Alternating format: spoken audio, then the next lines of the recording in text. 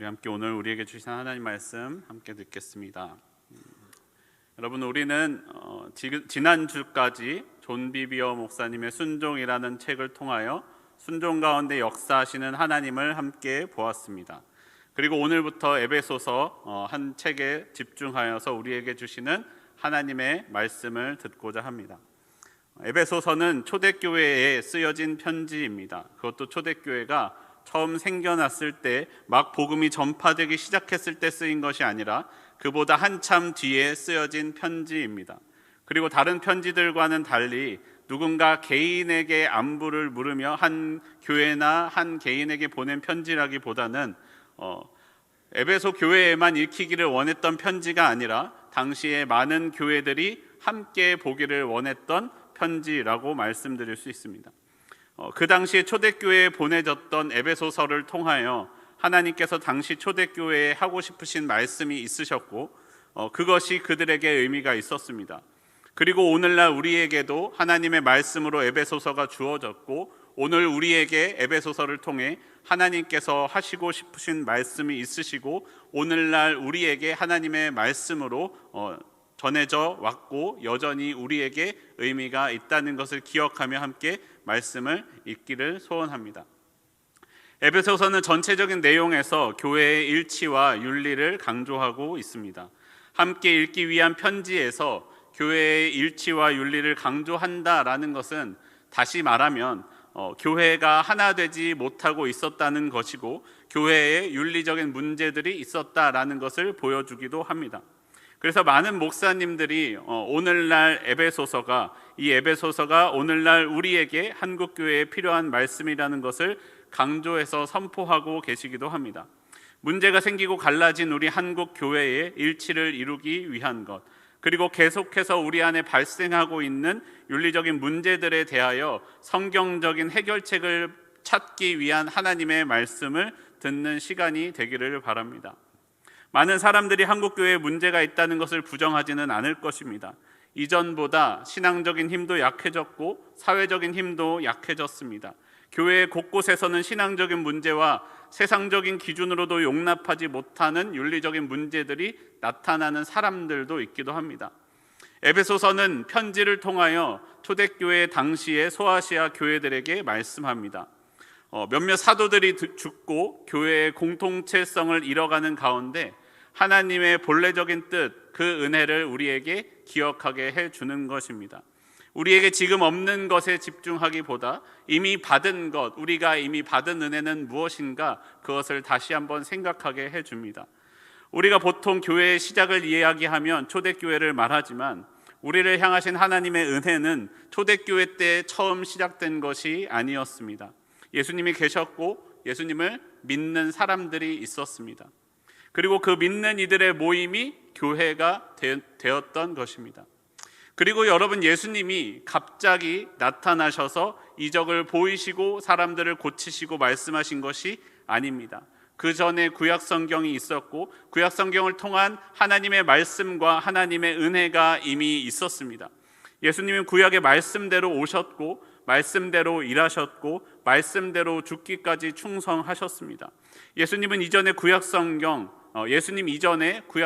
하나님의 말씀, 하나님의 은혜가 우리들에게 그리고 초대교회에 있었습니다. 우리에게 처음 주신 하나님의 복은 무엇입니까? 그건 언제입니까? 하나님께서 우리를 창조하셨던 하나님의 은혜가 저와 여러분에게 있었습니다. 우리는 그때 어떤 존재였는지를 기억하여야 합니다. 어떤 사람들은 창조를 기억할 때, 창조의 때를 생각할 때에 원죄에 대하여 먼저 생각합니다. 우리가 하나님께 죄를 짓고 하나님의 형상을 잃어버린 이야기로만 창세기를 기억하기도 합니다. 그래서 우리는 범죄한 사람들에 대하여 말하기를 사람은 역시 악한 존재다. 우리 안에 역시 원죄가 있구나, 죄성이 있구나. 우리는 죄가 있어, 죄성이 있어, 죄를 짓는 것이 당연하지. 인간은 그런 존재지라고 말하기도 합니다.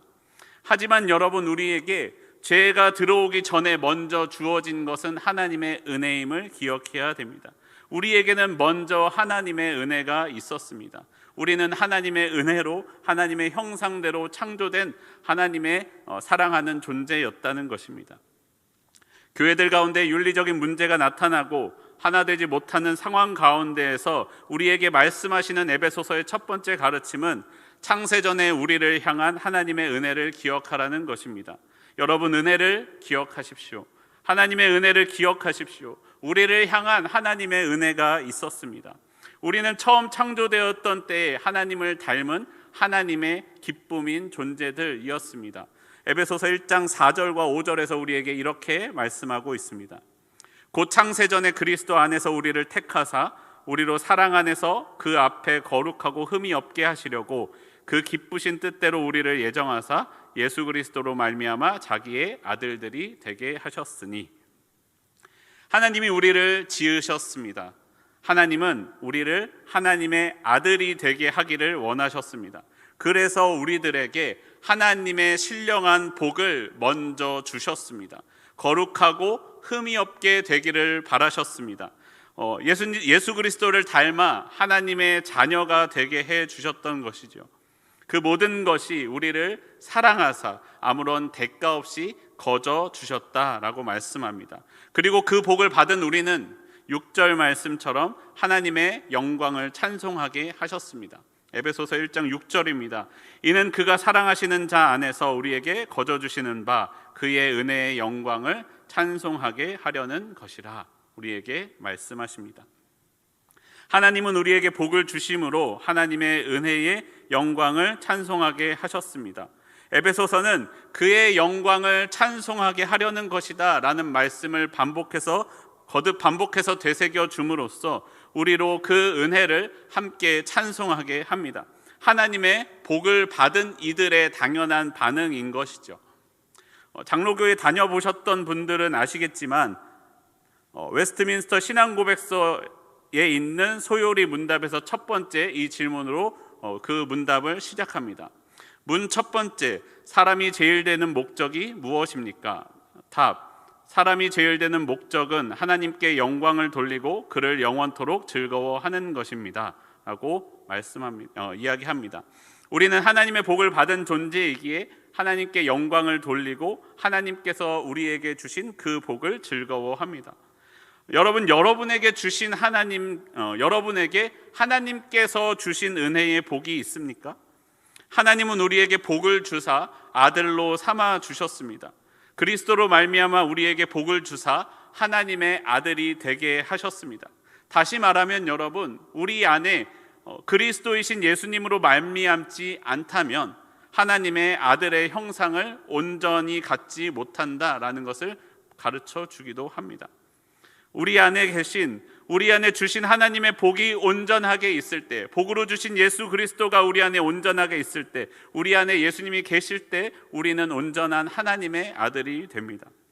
세상 사람들, 하나님의 은혜 없이 복 없는 그 사람들이 있습니다.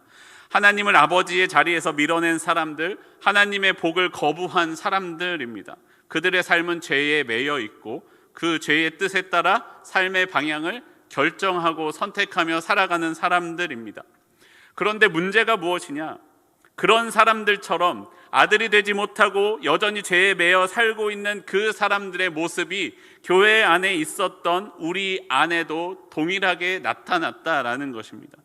그리스도인이 되지 못한 사람에게만 그러한 모습이 있었던 것이 아니라 이미 그리스도인이라 불렸던 교회 안에 있는 사람들의 모습 가운데에서도 그러한 죄악된 모습들이 나타나고 있었습니다.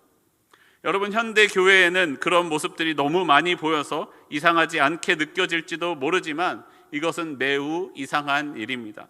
어떻게 하나님의 복을 받은 사람이 예수님을 마음에 품지 않을 수 있겠습니까?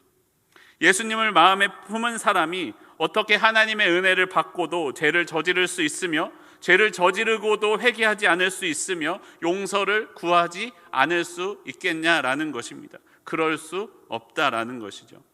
범죄를 저지른 사람을 손가락질 하자는 것이 아닙니다.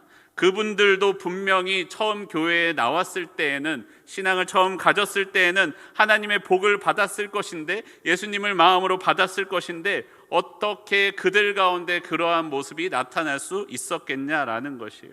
그러면 저도 그럴 수 있지 않겠냐라는 것입니다. 내가 이미 받은 하나님의 은혜는 내가 그것을 놓지 않고 꼭 붙들고 있어야, 내가 그것을 잃어버리지 않아야 하나님의 은혜를 영원히 계속해서 누릴 수 있다는 것을 우리는 기억해야 됩니다.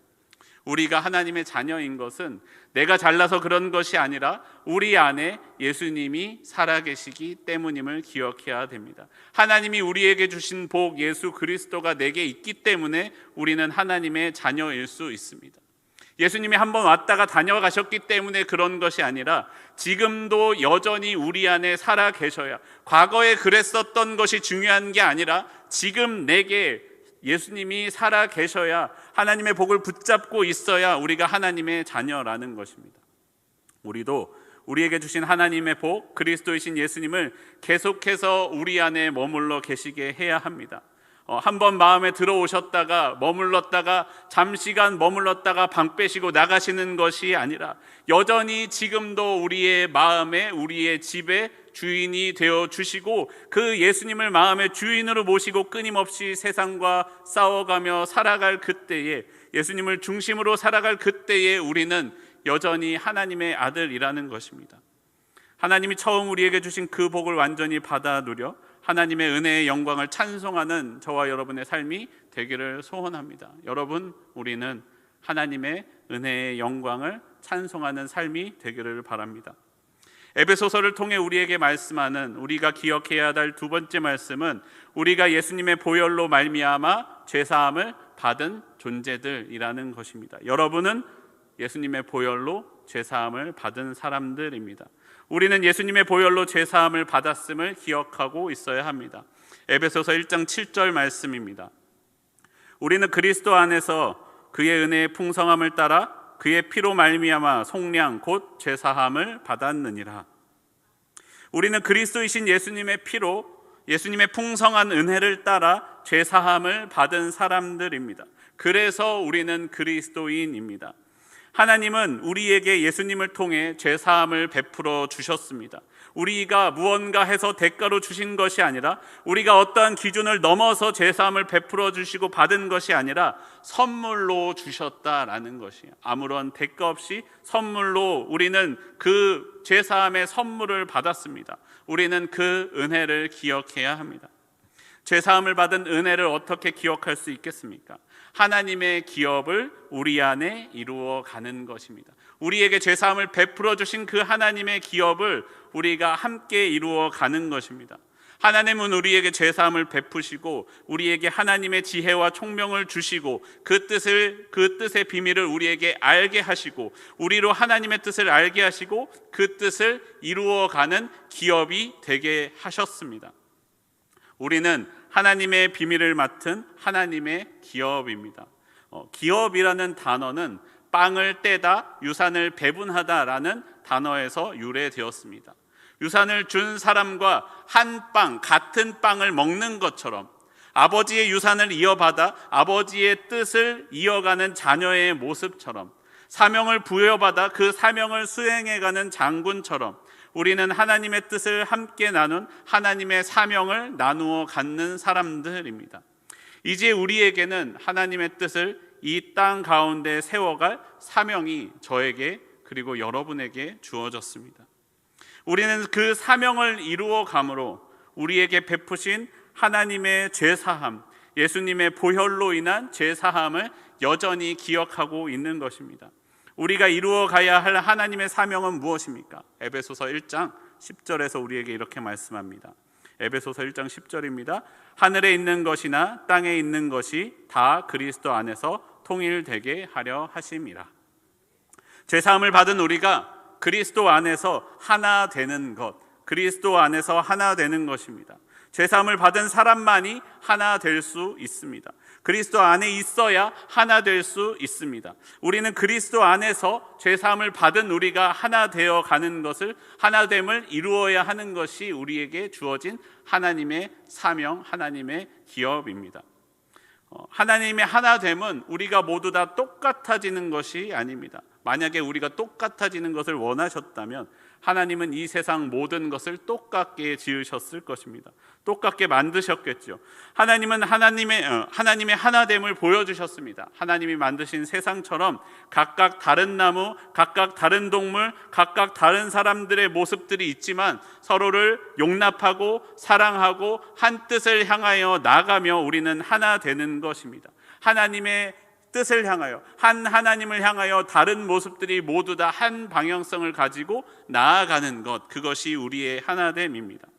여러분, 죄는요, 우리가 서로를 용납하지 못하도록 합니다. 예수님은 우리의 죄를 용서하시고 우리가 서로를 받아들일 수 있게 해 주셨습니다. 하나 될 수 있게 해 주셨습니다. 우리는 다른 사람이 우리에게 어떤 잘못을 하면 이렇게 이야기하곤 합니다. 나 상처받았어.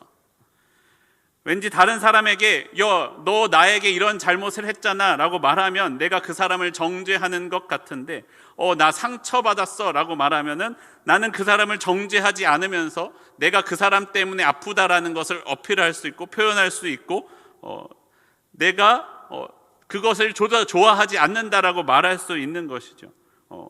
우리는 이런 많은 일들로 상처받고 상처를 주고는 합니다. 그런데 예수님의 죄사함을 받은 여러분, 예수님의 죄사함을 기억하는 여러분, 상처를 주지도 받지도 마시기 바랍니다. 상처를 주지도 받지도 않는 우리 공동체가 되기를 소원합니다. 여러분, 우리가 왜 다른 사람에게 상처를 주게 됩니까? 내 안에 있는 가시가 있기 때문이죠. 내 안에 아직 용서받지 못한, 용서되지 않은 거칠은 가시가, 하나님 앞에 완전히 녹아지지 않은 가시가 다른 사람을 찌르게 됩니다.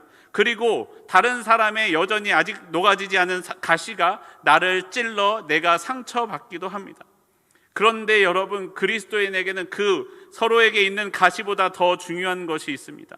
다른 이가 아무리 상처를 줘도 받지 않는 방법이 있습니다. 상처를 줘도 받지 말아야 합니다. 상처를 주는 이가 아무리 부족하고 가시가 많아도 내가 그 가시를 다 받아줄 수 있는 마음이 되면, 내가 다른 이를 용납하고 받아줄 수 있게 되면 그 가시는 더 이상 나에게 상처를 주지 못합니다. 그가 아무리 찔러도 나를 상처 주지 못하는 것이죠. 그것이 가능합니까? 여러분, 예수님께서 우리를 향해 그렇게 하셨습니다.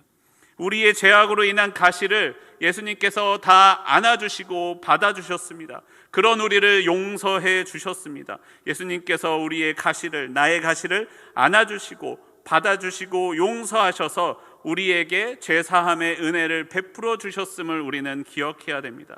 그리고 여러분, 예수님께서 우리에게 말씀하십니다. 너희도 가서 나와 같이 하라. 우리에게 베푸신 예수님의 죄사함의 은혜를 기억하며 서로를 보듬어주고 안아주고 받아주고 품어줄 때 우리는 하나 될 수 있습니다. 우리가 똑같아서 딱 맞아서 하나가 되는 것이 아니라 우리는 서로 다르고 때로는 서로를 찌르기도 하지만 이해하고 품어주고 안아주면서 우리가 하나로, 한 방향을 향하여 한 마음으로 나아갈 수 있는 것입니다. 우리가 그렇게 하나 됨으로써 하나님의 영광의 찬송이 되게 하십니다. 에베소서 1장 12절에서 우리에게 말씀합니다. 이는 우리가 그리스도 안에서 전부터 바라던 그의 영광의 찬송이 되게 하려 하심이라. 우리가 예수님의 죄사함을 기억하고 서로를 보듬어 주어 하나 될 때 그리스도 안에 있는 우리는 하나님의 영광의 찬송이 된다라고 말씀합니다. 그리스도 안에서 하나님의 영광의 찬송이 되는 하나님의 하나된 공동체가 되기를 소원합니다. 마지막으로 우리 그리스도인들이 기억해야 할 하나님의 은혜, 그 세 번째는 바로 우리 가운데 베푸신 하나님의 성령입니다. 우리는 성령으로 인치심을 받았습니다. 에베소서 1장 13절과 14절 말씀입니다. 13절과 14절입니다. 그 안에서 너희도 진리의 말씀 곧 너희의 구원의 복음을 듣고 그 안에서 또한 믿어 약속의 성령으로 인치심을 받았으니 이는 우리 기업의 보증이 되사 그 얻으신 것을 속량하시고 그의 영광을 찬송하게 하려 하심이라. 초대교회는 여러분 성령 강림 사건으로부터 시작되었습니다. 제자들이 모여 기도할 때에 성령이 불같이 임하였고 제자들은 성령을 받았습니다. 그리고 제자들이 가서 이 말씀을 전하고 기도할 때 사람들 가운데 하나님이 보내신 성령을 받게 되었습니다. 제자들이 초대교회 가운데 이방인들을 공동체에 받아들여야 될까 그러지 말아야 할까 고민하고 논쟁이 붙었을 그때의 기준도 이방인 가운데 성령이 임함을 보고 이방인들을 공동체 가운데 받아들이게 되었습니다. 우리에게 베푸신 하나님의 은혜, 하나님의 선물은 하나님이 우리에게 보내신 성령입니다. 우리는 그 성령이 오늘 우리에게 있음을 기억해야 합니다. 초대교회의 역사가 길어지면서 문제가 있었습니다. 사도들은 하나 둘 죽음을 맞이하게 되었고 다시 오신다는 예수님은 오시지 않았습니다. 교회는 제도화되어 가고 서로 하나 되었던 공동체로서의 교회의 모습을 잃어버리게 되었습니다. 각 개교회들이, 각 개인들이 서로 자신만을 생각하게 되었습니다. 성령 없이는 움직이지 못했던 그 교회가 성령이 없어도 잘 움직이게 되면서 교회는 본래적인 힘을 잃어버리고 말았던 것입니다. 여러분 기억하십시오. 우리는 성령의 인치심을 받은 하나님의 공동체입니다. 성령이 없이는 우리는 하나님의 공동체가 될 수 없습니다. 그 성령이 우리에게 약속의 증거가 되시며 기업의 보증이 되어 주십니다. 우리는 성령의 은혜로 아직 오지 않은 종말의 때를 기다릴 수 있습니다. 성령으로 우리의 삶에 성령의 열매들이 맺혀지고요. 성령을 통해 하나님은 감사할 일들을 여전히 찾게 해주시고요. 성령은 우리에게 임하실 하나님의 나라를 깨닫게 해주십니다. 사랑하는 성도 여러분, 하나님이 우리에게 복을 내려 주셨습니다. 우리를 자녀 삼아 주셨고 우리를 자녀로 만들어 주셨고 죄악된 우리 가운데 우리의 죄를 씻어 주셨습니다. 그리고 우리에게 성령을 보내주사 함께해 주셨습니다. 우리는 우리에게 주신 하나님의 은혜로 그 복으로 함께 하나님의 기업, 하나님의 유산을 이루어 나아가는 저와 우리 산곡교회 성도님들이 되기를 소원합니다.